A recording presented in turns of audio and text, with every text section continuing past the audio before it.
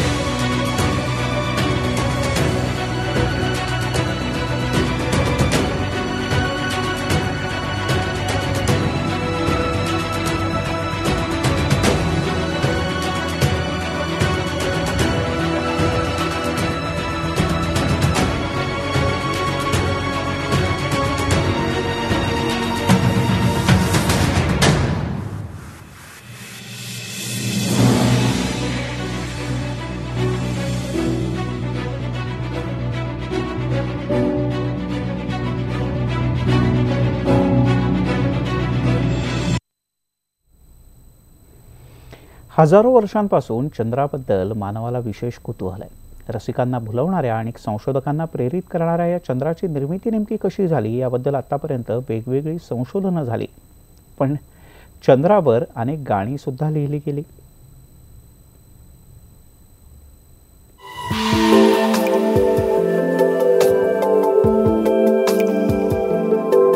हजारो वर्षांपासून चंद्राबद्दल मानवाला विशेष कुतूहल आहे।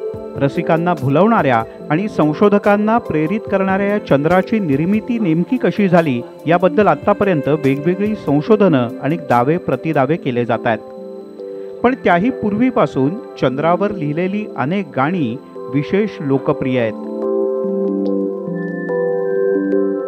पुढे चंद्र हा प्रेमवीरांच्याही आकर्षणाचा केंद्रबिंदू आहे।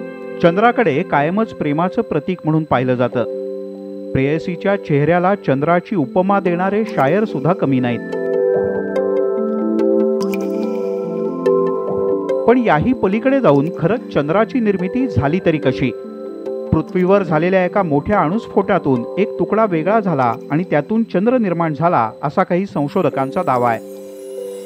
पण ही कथा खरं तर उत्सुकता वाढवणारी आहे, कारण गेल्या काही काळापासून चंद्राच्या निर्मितीबद्दलचे नवनवीन दावे समोर येत आहेत आणि म्हणूनच चंद्राची निर्मिती कशी झाली याबद्दल संशोधकांमध्ये मतभेद आहेत। सौरमालिकेची निर्मिती होत असताना पृथ्वीवर अश्नी किंवा एक मोठा धूमकेतू आढळला आणि त्यातून चंद्राची निर्मिती झाली असा दावा यापूर्वी करण्यात आला आहे।